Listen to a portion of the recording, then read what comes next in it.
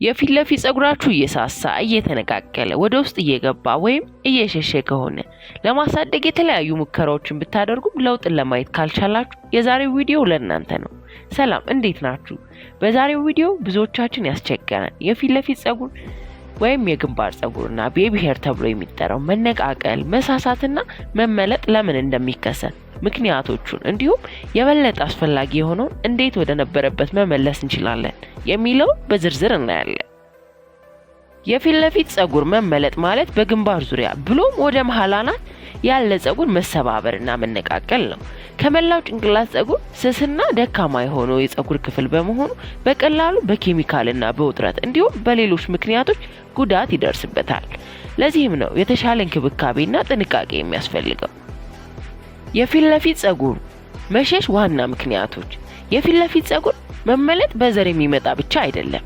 አንደኛ የጤና ችግር፣ የቪታሚን፣ አይረን፣ ባዮቲን እና ዚንክ የመሳሰሉት አስፈላጊ ንጥረ ነገሮች እጥረት መኖር፣ በተለያዩ ምክንያቶች የሚወሰዱ የሆርሞን መዛባትን የሚያስከትሉ መድኃኒቶች፣ ጭንቀት፣ እንቅልፍ እጥረት፣ ከእርግዝና በኋላ በማጥባት ጊዜ የሚፈጠር የሆርሞን መዛባት የፊት ለፊት ጸጉር መሸሽና መሰባበር እንዲሁም መነቃቀልን ሊያስከትል ይችላል።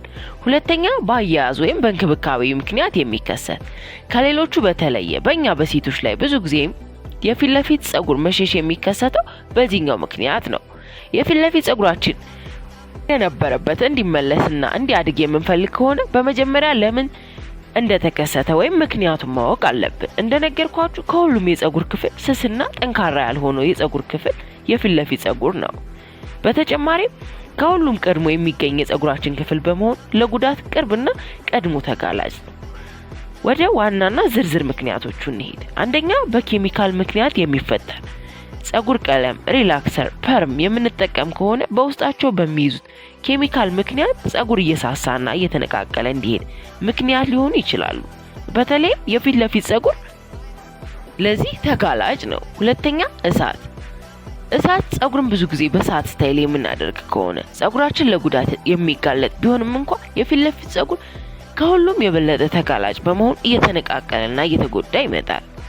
ሶስተኛ የሚያጣብቅና የሚወጥር የጸጉር አያያዝ ብዙ ጊዜ የውጥረት የሚበዛበት የጸጉር አያያዝና ውጥር ያለ እንዲሁም በእኛ አጠራር ልቅም ያለና ስብስብ ያለ የጸጉር ሹሩባ ማዘውተር ስስ የሆነ በመጀመሪያ የሚገኘውን የፊት ለፊት ጸጉርን ለመነቃቀልና ለመሰባበር ሊያጋልጥ ይችላል።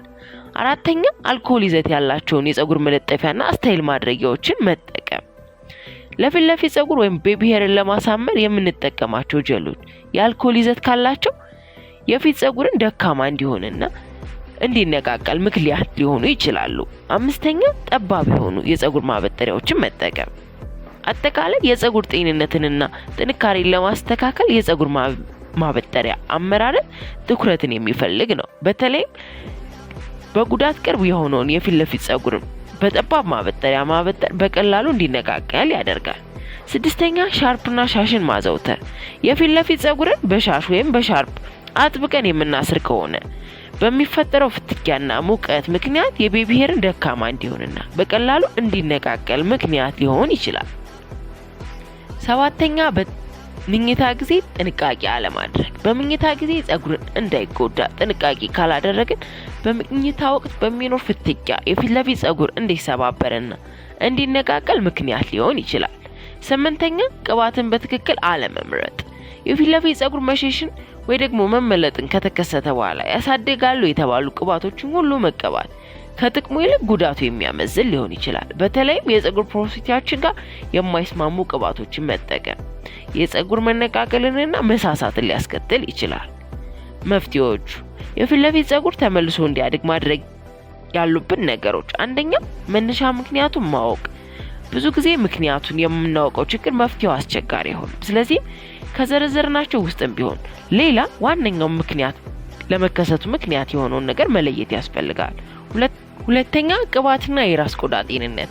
ሁልጊዜም የራስ ቆዳን ንጽህና መጠበቅ፣ የምንታጠብበትን ውሃ ሙቀት ዝቅተኛ ማድረግ እንዲሁም ከመኝታ በፊት ለጸጉር የሚስማማ ሊቪንግ ኮንዲሽነር እና ቅባት እንደ ካስተር ኦይል፣ ሮዝመሪ ኦይል፣ ሆሆባ ኦይል የመሳሰሉትን በመጠቀም የፊት ለፊት ጸጉርንና ጭንቅላትን ማሳጅ ማድረግ። ይህም የደም ዝውውር እንዲጨምር በማድረግ የፀጉር እድገትን ያፋጥናል። ሶስተኛ ፕሮቴክቲቭ ስታይል የፊት ለፊት ፀጉርን የማይወጥርና የማይይዝ የፀጉር ፕሮቴክቲቭ ስታይልን እንደ ትዊስት፣ ሹሩባ የመሳሰሉትን ማዘውተር። አራተኛ አመጋገብን ማስተካከልና ሳፕሊመንትን መውሰድ። ብዙዎቻችን ችላ የምንለው ነገር ቢሆን የተስተካከለ አመጋገብ፣ በቂ ውሃ መጠጣት እንዲሁም አስፈላጊ በሆነ ጊዜ የቪታሚን ሳፕሊመንቶችን መውሰድ። አምስተኛ በመኝታ ጊዜ ጥንቃቄ ማድረግ፣ የሲልክ ቦኔቶችን ማድረግ እንዲሁም ከመኝታ በፊት የፊት ለፊት ፀጉርን ወጥሮ የማይዝ ሹሩባን መስራት። ስድስተኛ በቤት ውስጥ የሚዘጋጁ በፕሮቲንና ኒውትሪየንት የበለጸጉ የፀጉር እድገትን የሚያፋጥኑ የፀጉር ትሪትመንትና ማስኮችን ማዘውተር። በተለይም በድርቀት ምክንያት የተሰባበረና የተነቃቀለ የፊት ለፊት ፀጉርን ለመመለስ ማስኮችን በማዘጋጀት እንዲሁም ተዘጋጅተው የሚሸጡ ማስኮችና ትሪትመንቶችን መጠቀም ልዩነትን ይፈጥራል። ምክንያቱም እነዚህ ማስኮች ለፀጉር ወዝን፣ ለስላሴ እንዲሁም ሃይድሬሽንን በመስጠት እንዲጠገኑና ወደ ነበረበት ይዘት እንዲመለሱ ለማድረግ ስለሚረዳ ነው። ሰባተኛ እሳትን መቀነስ የግድ እሳትን መጠቀም ሲኖርብን የሂት ፕሮቴክታንቶችን መጠቀም። ስምንተኛ የተፈጥሮ የፀጉር ስታይል ማድረጊያ ጀሎችን እንደ ተልባ ጀል፣ የሬት ጀል የመሳሰሉትን ከቅባት ጋር በማዋሃድ የቤቢ ሄርን ለማሳመር መጠቀም። ይህም የኬሚካል ይዘት ያላቸውን ጀሎች ከመጠቀም የተሻለ ብቻ ሳይሆን ለፀጉር ጥቅምን የሚሰጥ ጭምር ነው። አስረኛ ቀጣይነት ያለው እንክብካቤ የፀጉር እንክብካቤ በአጠቃላይ ጊዜ የሚወስድ በመሆኑ መገንዘብ አለብን። በትዕግስት ቀጣይነት ያለው እንክብካቤን በማድረግ ወደ ነበረበት ይዘት እንዲመለስ ለማድረግ እንችላለን። አብራችሁ ስለቆያችሁ በጣም አመሰግናለሁ። በሚቀጥለው እንድሰራላችሁ የምትፈልጉት ነገር ካለ ኮሜንት አድርጉልኝ። በቀጣይ እስከምንገናኝ ሰላም ቆዩ።